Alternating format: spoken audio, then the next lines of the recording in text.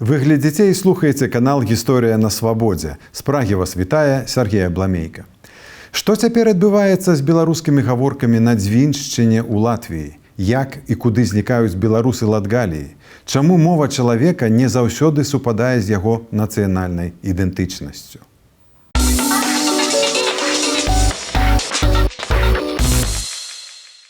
Пра гэта і пра іншае мы пагаворым з навуковым супрацоўнікам Чэшскай акадэміі навук, лінгвістам, габілітаваным доктарам філалогіі Мірославам Янковікам, аўтарам навуковых прац пра беларускія дыялекты Латвіі.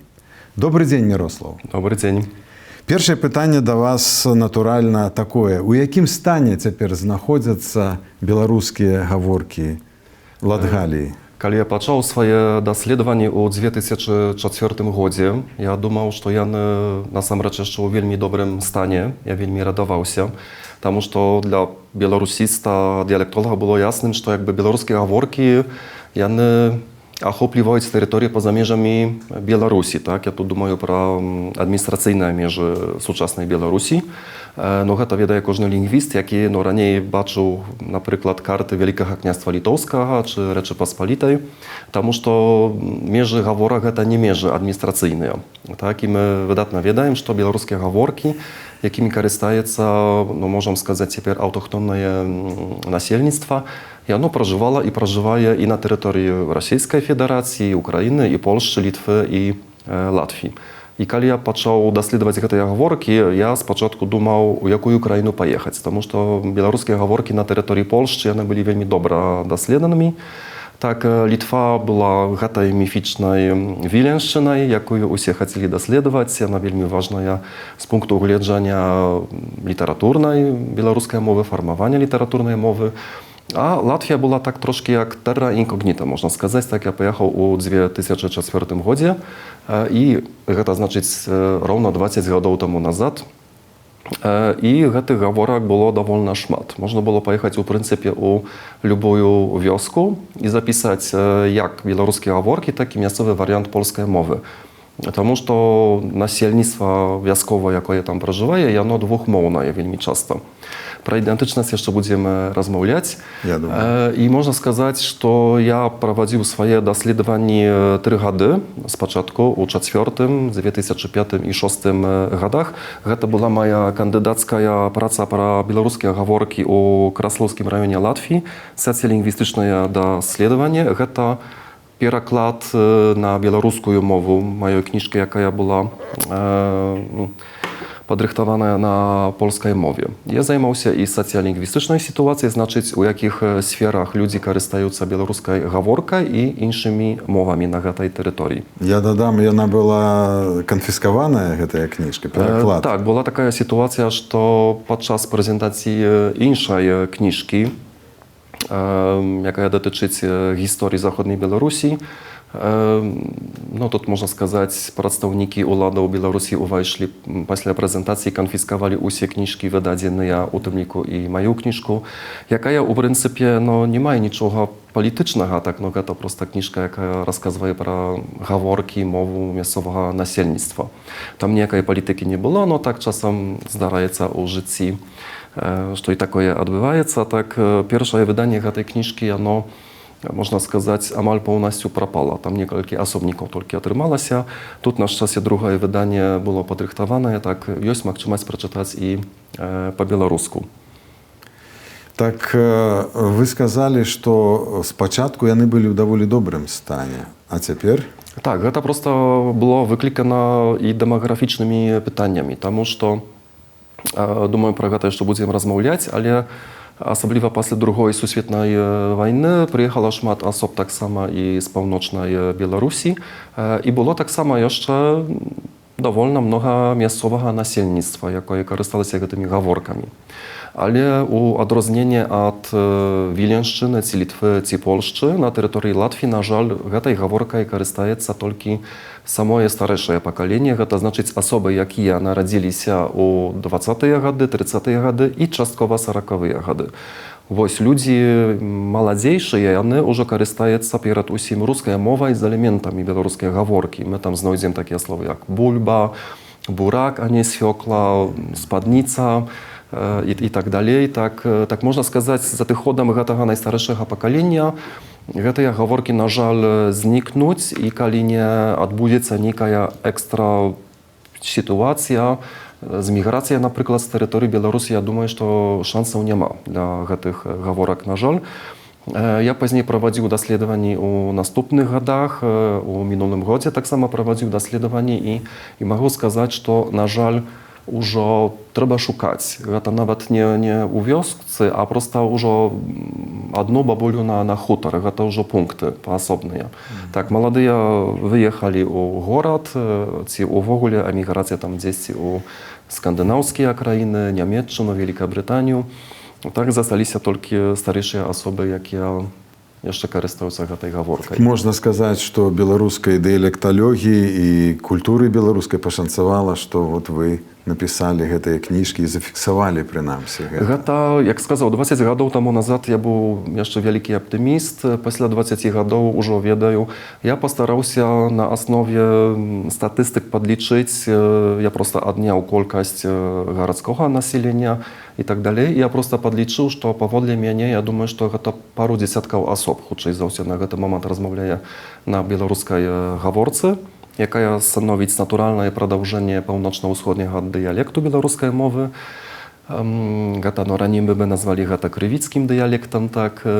Так, на жаль. Я якраз хацеў спытацца, якія характарыстыкі якасныя этой гаворак. Менавіта вы сказалі, гэта паўночна-заходні дыялект крывіцкі. Гэта паўночна-ўсходні дыялект. Паўночна-ўсходні дыялект, і калі ідзе пра такія фанетычна-граматычныя рысы, гэта ў прынцыпе можна сказаць, што давольна маналітныя гэтыя гаворкі. Так? Фанетыка, марфалогія, сінтаксіс, але вельмі цікавым з'яўляецца лексіка. Таму што Латгалія знаходзіцца на скрыжаванні некалькі дыялекталагічных арэалаў. І тут вельмі цікавае, таму што з аднаго боку нават і назва гэтых гаворак. Так? Мы ж ведаем, што мясцовае насельніцтва можа называць сваёй мовай. Мы размаўляем папросту, па-тутэйшаму. Усход Беларусі кажа, а мы разгаварваем па-местнаму, па-здзешняму. А Латгалія – гэта тэрыторыя, такі пік гэтай і другой тэрыторыі, які супадае. І вось і гэтыя тэрміны, і тыя тэрміны функцыянуюць у мове ці у ідэнтычнасці, свядомасці гэтага насельніцтва. І чаму тут лексіка вельмі цікавая? Таму што гістарычна так склалася, што ў нас маем гэты даўні крывіцкі дыялект, з якога тут у вялікай ступені ўзнік паўночна-ўсходні дыялект сучасны. Маем таксама яшчэ групы гэтага дыялекту. Маем, напрыклад, паўночную групу, якая мае некаторыя элементы не да канца тыповыя для беларушчыны, але якія аб'ядноўваюць гэтыя гаворкі з тэрыторыяй Латгаліі, паўночна-ўсходняй Літвы і таксама трошкі з Пскоўшчынай, напрыклад. Так, гэта яшчэ архаічная тэрыторыя. І гэта, што цікава, беларуская дыялекталогія, калі выйшаў дыялекталагічны атлас беларускай мовы, беларуская дыялектолагі паглядзелі, што адкрываецца перад намі яшчэ новы падзел беларускіх гаворак. Не толькі на ўзроўні фанетычна-марфалагічным, значыць паўночна-ўсходні, паўднёва-заходні і сярэднебеларускія гаворкі, але так званыя зоны. І зоны яны паказваюць на кантакты і сувязі з суседзямі беларусаў. І якраз беларускія гаворкі ў Латгаліі яны знаходзяцца на стыку трох такіх зон. Першая зона – гэта заходняя зона, другая зона – гэта усходняя. Значыць, усходняя паказвае на сувязі з рускай мовай, з рускім насельніцтвам, заходняя з польскім і польскай мовай. І маем яшчэ паўночна-заходнюю зону, якая навязвае гістарычна да тэрыторый, дзе раней пражывалі балты, і маем шмат балтскіх, напрыклад, шмат балтскіх запазычанняў. Так, я нават маю такіх пару слоў. І вось гэта можна пачуць нават у высказванні аднаго чалавека, з якім я размаўляю, таму што гэта на аснове аднаго інтэрв'ю, напрыклад, адбываецца. І, напрыклад, яшчэ можам сустрэцца ў Латвіі, гэта ўжо старэйшае пакаленне, напрыклад, лонка, гэта луг, так, ровар, гэта заходняя Беларусь кажа, так, свіран, дзе заховалі, напрыклад, зярно, так, на вёсцы. I kiedy my by prosto podzielili Białoruś z północy na południe, to do rzeczy, kiedy my weźmiemy wschodnią zonę, ona ilustruje mierzy do 1939 roku. To prosto pokazuje, że polityczne i administracyjne czynniki wpływają na mowę, потому что zachodnia białoruska żarowar, wschodnia lisapiet na przykład. Zachodnia walizka, wschodnia czamadan. Zaharak, czasy. Tak tutaj wielmi i na terytorium Ladachaliga to tak samo baczna. Z wschodniej mamy Molnia, tak Malanka, Tucza, no zachodnie Chmara, Kliewier, a nie Kaniuszyna, Klukwa, Skot i tak dalej. Ta terytoria wielmi ciekawa перед усім na uzrowni takim leksykalnym, ona wielmi strakata. Ale zrozumiała, że mierze pomieniali się w 1939 roku, a później w wyniku II światowej wojny, mierze pomieniali się i te zony, особливо zachodnia zona, ona przestała rozwijać się, потому что już nie było tego polskiego czynnika i na to nakładała się ruska mowa i białoruskie gaworki na terytorium Latvii, one przed усім pod wpływem ruskiej mowy w różnych wariantach tej mowy. Паглядзіце, натуральным чынам паўстае пытанне, адкуль гэтыя дыялекты там узяліся, адкуль гэтыя гаворкі. Вы, як лінгвіст, вывучаеце наяўны стан, структуру, лексіку, але таксама трэба ведаць, адкуль это ўсё. Вот недавно мы гутарылі з прафесарам Юрасём Гарбінскім у нашым канале, і в одной з гутарак, якая якраз была прысвечана беларускай нацыянальнай меншыне Латвіі перад вайной, ён сказаў, што гэта пераважна асіміляваныя латгалы, балты. Але з іншага боку, калі паглядзець, напрыклад, на мапу парафій, у Вялікім княстве Літоўскім у Латгаліі вельмі шмат праваслаўных і пасля уніяцкіх парафій было. Значыць, это ўсё ж нейкія аўтахтоны, славянамоўныя там былі, усходнія хрысціяне.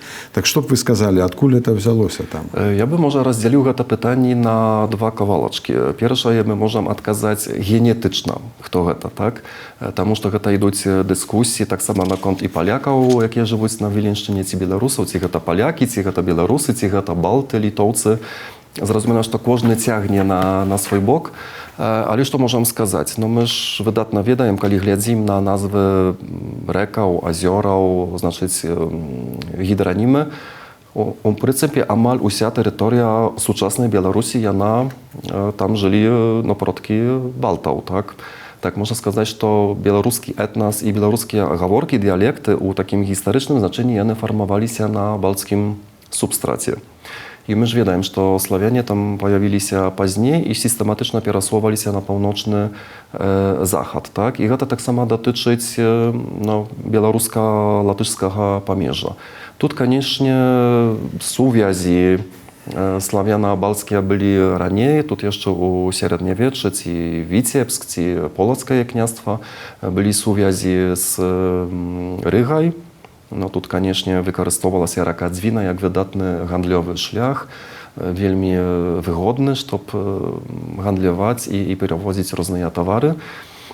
Nawet u mieście Ryga było specjalne słowiańskie oddzielenie z dokumentami, tak? Про to już pisali historyki, na przykład Oleg Dziarnowicz tym troszkę zajmował się takimi starszymi tekstami, jakie posyłali się pomiędzy Rygą i Witebskiem czy Polskiem. Tak, te suwiazi zrozumiałe byli i nawet cerkwy byli na terytorium współczesnej Łatwii, tak, suwiazi byli. Ale kiedy my кажем про такое miejscowe nasilnictwo, тут, конечно, możemy сказать, że genetyczne tereny byli Balty, na jakich nakładali się wschodnie Słowianie, tak, przed усім. Ja думаю, że historyki, ci больше z historyków przyjmują, że to był больше naturalny proces, to nie u procesie wojny, a raczej za wszystko taki naturalny proces, ta asymilacja była i nawet historyki i archeologii кажуть про wspólne elementy tego nasilnictwa, gdzie переплетається troszkę balskie, troszkę słowiańskie.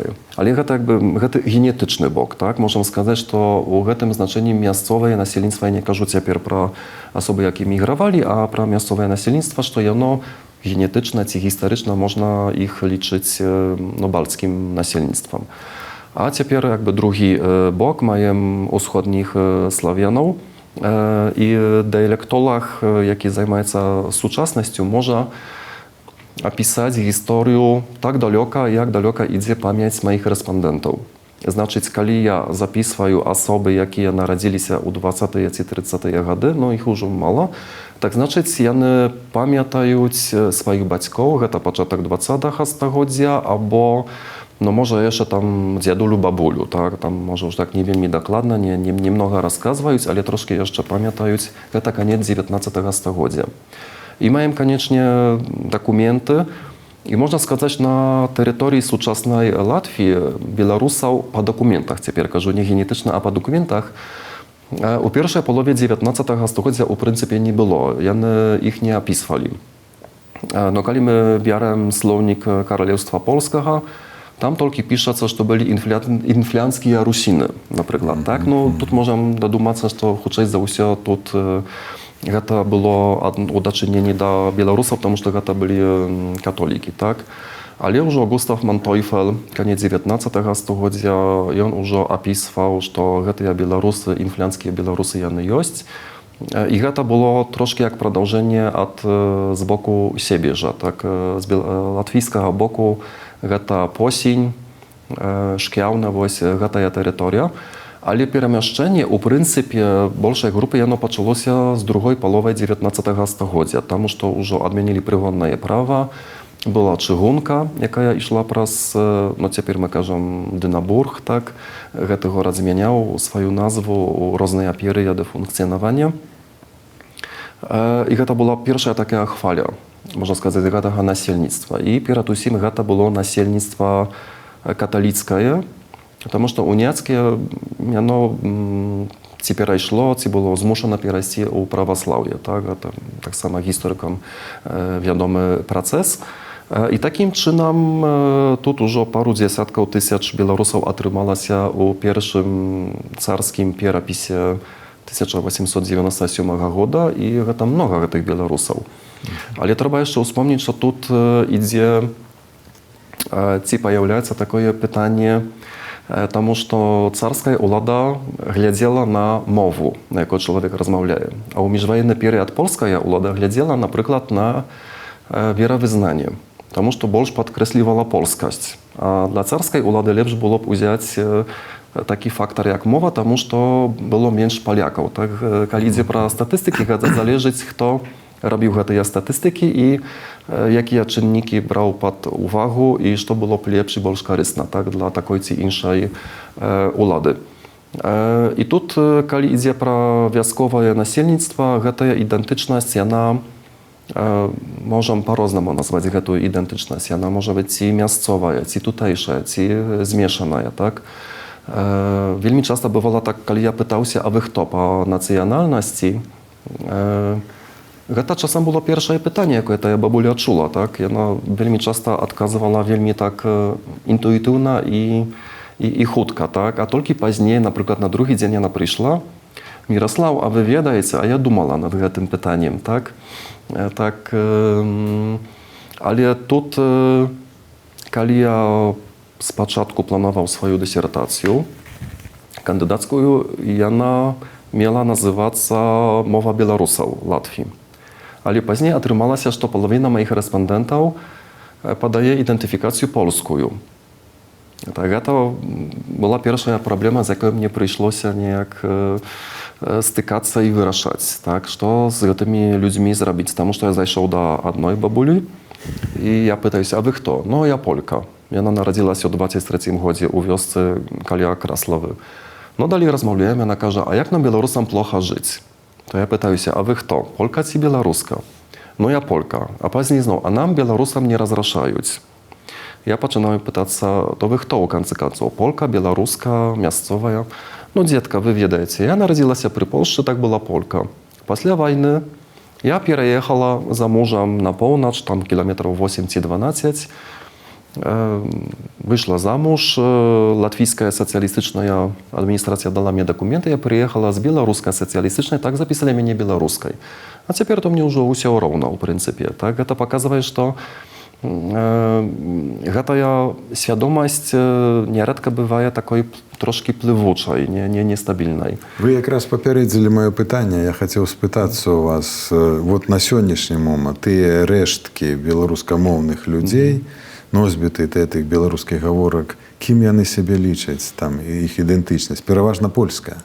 Ці ёсць тыя, хто кажа, я беларус? Я дакладна не праводзіў такія статыстыкі, але больш-менш каля 50% лічаць сябе палякамі, пад 50% беларусамі. Я цяпер кажу пра католікаў. Таму што маем яшчэ беларусаў праваслаўных, але тут часам расплываецца разам з рускімі. Вы тут казалі пра праваслаўных, таму што яшчэ у 19 стагоддзі тут, на тэрыторыі Латгаліі ці латвійскія землі будучыя, прыехала паміж іншымі і прадстаўнікі расійскай адміністрацыі. Гэта былі праваслаўныя людзі. Там мы маем і праваслаўныя цэрквы. І Латгалія, у прынцыпе, яна амаль поўнасцю каталіцкая, і вось гэтыя адміністрацыйныя межы парафіяў і так далей, яны, у прынцыпе, да сёння не памяняліся і пакрываюцца з тэрыторыі Латгаліі гістарычнай. Так маем перадусім католікаў, маем трошкі праваслаўных, і тут маем таксама і беларусаў праваслаўных, але тут меншая праблема з ідэнтычнасцю. Можна сказаць, што больш беларусамі лічаць сябе людзі аўтахтоны, бы сказаў. Значыць, гэтыя людзі, якія там жывуць некалькі пакаленняў. Ужо так у них больш такая беларуская ідэнтычнасць. Яшчэ больш беларуская ідэнтычнасць у дачыненні да асоб, якія пераехалі пасля Другой сусветнай вайны з усходняй Беларусі. Найбольш плывучая ідэнтычнасць, якая найбольш ідзе ў польскім напрамку, гэта асобы, якія пераехалі пасля Другой сусветнай вайны з так званай заходняй Беларусі, якая была ў межах Другой Рэчпаспалітай. Значыць, Бараслаўшчына, Мёршчына і так далей. Таму гэта ж была і польская дзяржава. І тут вельмі важны чыннік, які абсалютна трэба падкрэсліць, гэта каталіцкі касцёл ці веравызнанне. Таму што мы можам раздзяліць, якой вы нацыянальнасці і якой вы нацыі. І гэта не заўсёды супадае. Таму калі мы будзем пытаць пра нацыю, гэта будзе... Нацыя вельмі часта раўняецца веравызнанню. Калі я пытаўся пра нацыю, вы хто па нацыі? Я католік або праваслаўны. Вельмі цікава. А калі нацыянальнасці, гэта ўжо беларус, паляк, рускі. Я нават запісаў адну бабулю, якая стараверка, но лічыла сябе беларускай. Гэта ўжо абсалютная рэдкасць, таму што стараверы лічаць сябе рускімі. Так. У гэтай сувязі я ўспамінаю зноў выказванне славутага расійскага філёсафа Мікалая Лоскага. Я, па-мойму, ўжо ў нашых эфірах нагадваў пра яго. Это быў філосаф славуты. Ён быў высланы з Расіі з тым філязофскім караблём. Яшчэ Ленін быў жывы, яны выслалі эту інтэлігенцыю. Ён паходзіў з Дзвіншчыны родам. І ў сваю біяграфію ён напісаў, што оба родителя, шляхта, это шляхта, конечно, оба родителя были поляками, но тем не менее считали себя русскими. Так само цікава, это про 19 стагоддзе. Тут пытанне ідэнтычнасці яшчэ залежыць ад метадалогіі, якую будзем прымаць. Так, мы можам, вы тут пыталіся гістарычна, мы можам, гэта ўжо больш задача гісторыкаў ці нават археолагаў, хто там раней жыў, якія плямёны ці археалагічныя культуры, так? Тут таксама ідуць дыскусіі, ці вось такая археалагічная культура, яна яшчэ на балцкім дыялекце размаўляла, ці ўжо на славянскім, но мы гэта вельмі цяжка праверыць, дакументаў няма тэкстаў. А можам і спытацца самога чалавека, кім ён сябе лічыць. Я думаю, што на гэты момант мовазнаўцы ці этнолагі ідуць у гэтым напрамку. Так, мы прымаем гэтую ідэнтычнасць, якую нам кажа чалавек, з якім размаўляем. Я таксама трошкі займаўся гэтай тэматыкай, пытаўся, хто тут жыве. А тут жывуць беларусы. Тут была беларуская губерня, таму што Віцебская губерня, яна вельмі часта называлася беларускай губерняй. Я такія адказы чуў, нават ад вясковага насельніцтва. Тут гэта ўсё ідзе, там далей там латгальцы жывуць. А тут у нас была беларуская губерня. Вось гэта таксама цікава, калі Калі тут гістарычныя падзеі застаюцца у свядомасці ці памяці мясцовага, нават вясковага насельніцтва. І падобная сітуацыя была, я праводзіў даследаванні з расійскага боку, гэта Себежскі і Навельскі раёны. І дзякуючы тут мясцовым асобам, якія мне дапамаглі, мы паехалі на поўнач да адной вёскі, якая была на мяжы былога Вялікага княства Літоўскага і пазней Рэчпаспалітай. Там былі пасланы панцэрныя баяры, католікі з тэрыторыі Вялікага княства Літоўскага, якія яшчэ да вайны адчувалі сябе палякамі. І вось гэтая бабуля, яна нарадзілася ў вёсцы Ржавкі літоўскія. А праз рэчку, а рэчка, думаю, такая, што можна перапрыгнуць. Былі ржавкі рускія. Яна казала, гэта прайшло 200 гадоў, яна кажа, my ich обзывали, значит, людей из Пскowszczyny, скабари. А нас обзывали литвяки, литвины, поляки. Это показывает, что вось гэтая была даўная мяжа, яна існуе у памяці асоб. І у мове гэтай бабулі захаваліся ўжо апошнія рэшткі беларускай гаворкі. Таму што калі мы возьмем дыялекталагічныя атласы, no, беларускі тут нам не дапаможа, таму што беларускі ахоплівае толькі тэрыторыю Беларусі, але калі возьмем дыялекталагічны атлас рускіх гаворак, мы можам пабачыць, што некаторыя рысы фанетычныя, напрыклад, яны больш-менш пакрываюцца з былымі межамі Вялікага княства Літоўскага. Вы ведаеце, яшчэ ў мяне да вас пару пытанняў пра ідэнтычнасць. Я іх выснаваў з каментароў, якія пакідаюць гледачы відэаперадач нашых на нашым канале «Гісторыя на свабодзе». І з гэтых каментароў відаць, што многія людзі не разумеюць з аднаго боку элементарных, а з другого боку вельмі складаных пытанняў вот розніцы ў этой ідэнтычнасці, мовы і ўсё. Было 19 стагоддзе, это былі часы так званага прэмардыялізму, калі межы нацыянальнасці вызначалі па мовах. Як гэтыя мовы, калі хто гаворыць на такой мове, то ён такі і ёсць.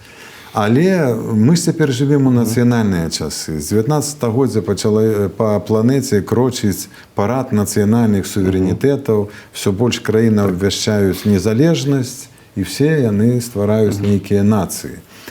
І вот пытанне такое да вас. Ну, яшчэ адзін ілюстрацыйны прыклад, што во той жа Латвіі, пра якую мы гаворым, у 1920 годзе, калі паўстала толькі незалежная Латвія, быў перапіс. Яны там праводзіліся раз на 5 гадоў. У 1920 годзе 75 тысяч беларусаў па ўсходняй Латвіі пры перапісе знайшлі. Але праз 15 гадоў, в 1935 годзе ўжо 26 тысяч чалавек назвалі сябе беларусамі. І зразумела, што пад уздзеяннем розных палітычных і сацыяльных зменаў, катаклізмаў людзі мяняюць сваю тоеснасць. Проста да вас пытанне як да лінгвіста, чаму мова не заўсёды супадае з нацыянальнай ідэнтычнасцю? Я тут можна яшчэ адказу, адкуль такое падзенне колькасці беларусаў, таму што міжваенная Латвія, асабліва ў 20-е гады, яна з'яўлялася вельмі дэмакратычнай краінай. Яна давала давольна вялікую і добрую магчымасць для развіцця нацменшасцяў, іх культуры, існавалі беларускія школы, тэатры былі беларускія, так, прэса была беларуская. Гэта таксама датычыла і польскай меншасці, нямецкай ці жыдоўскай. Так, гэта вельмі добра функцыянавала. А ўжо 30-е гады гэта час ці перыяд аўтакратіі. І ў 1934 годзе да ўлады прыйшоў Карліс Улманіс, który раней ўжо меў некалькі важных функцый у краіне, і ён завёў аўтарытарныя ўлады. І з таго часу, значыць, з 1934-го пачаўся працэс латвінізацыі ці латызацыі. Значыць, пачалі закрываць школы нацменшасцяў, пачалі закрываць газеты гэтых нацменшасцяў і так далей, і так далей. І тут, канешне, латвійская ўлада таксама старалася паказаць, што больш латышоў, а менш нацменшасцяў. Так тут яшчэ не лінгвістычны чыннік, а калі ідзе пра Identyczność, ona тут realnie nie supadaje, тому що гэта pytanie, jakie czynniki najbardziej wpływają na identyczność. No, dla Polaków гэта polska kultura i mowa, na przykład. Dla Białorusów, ja teraz кажу про swoich respondentów, to było, a u mnie było zapisane u paszporcie, albo moje батьки byli zapisane u paszporcie, albo my rodziliśmy przy Białorusi. To pokazuje, jakie czynniki u głowie naszych respondentów są ważne odnośnie identyczności. I tu jest różnica pomiędzy różnymi narodami i trzeba jeszcze podkreślić, że wioskowe nasilnictwo to też nie inteligencja, tak? To też nie elita. I tu jeszcze do rzeczy była dyskusja, kiedy zjawili się Białorusy na terytorium Latvii, tak? Ja nawet rozmawiał z historykiem Eriksem Jekabsonsem, jaki kazał, że Białorusów tam nie było do rewolucji 5 roku. Ale u takim znaczeniu, że elity nie było, tak? Inteligencja, jaka realnie zaczęła pracować, organizować i coś robić. Tak? To po prostu tak samo podchód metodologii. Ale u nas tu просто накладывается tak, wielki, mocny wpływ mierzów administracyjnych, przy jakiej zarżawie to było, i tak samo wierowyznanie bardzo mocno wpływają. Добре, це було питання, чому мова не завжди супадає з ідентичністю. А тепер ще адворотне питання. Нечто адворотне відбувається з польською ідентичністю. Тому що от у Білорусі, ще в кінці 20-го століття, принаймні, були люди, які лічили себе поляками, але не розмовляли на польській мові. Не ведали польської мови. У лепшому випадку ведали некие молитви. А то і не ведали молитви. Наприклад, годів 20 назад я, вандруючи по Білорусі, заїхав з сябрами у костел у Міри. І зауважив на лавках раскладенные саморобные молитовники, раздрукованные, по-польску кириллицей. Так. Как люди могли читать, бо эти люди не володали. І этих людей у Білорусі тоді, не ведаю як цяпер, ці ёсць яшчэ гэты тэрмін, але ў 20 стагоддзі іх назвалі касцельнымі палякамі. Быў такі тэрмін у Білорусі. Вось. Так вот пытанне да вас, чаму ў выпадку Польшчы нацыянальнасць не заўсёды супадае з ідэнтычнасцю? З мовай. Nacjonalność nie zawsze supadaje z mowy, tak. No, тому що тут і czynnik wierowyznania wielmi mocny, tak? Тому що identyfikacja katolika też był Polak, amal zawsiody, tak? I dla miejscowego nasielnictwa, i dla uladów. A prawosławnych to był ruski, u jakich tak samo byli i Białorusy, u nikim znaczeniu, tak? Ale to byli ruskie prawosławne i katoliki Polaki. Ale тут jeszcze jeden wielmi ważny czynnik. Ale my кажем про Білорусів у Латвії, Литві, ці Польщі, які розмовляють на білоруськоговорці, але лічать себе поляками, наприклад. А з другого боку маємо білорусів, поляків на території Білорусі, так? Тут впливає czynnik dzierżawności. Тому що коли нема підтримки, нема держави, нема культури, нема школи, це так само впливає на ідентичність, так? І впливає на мову. Czasem identyczność może być prosto jak taka nakładka, a kiedy pokopać głębiej, otrzymuje że ten człowiek troszkę bardziej zmieszany, czym szufladka z nazwą Polak, szufladka z nazwą Białorus, ci ruski, tam ci Litowiec, tak?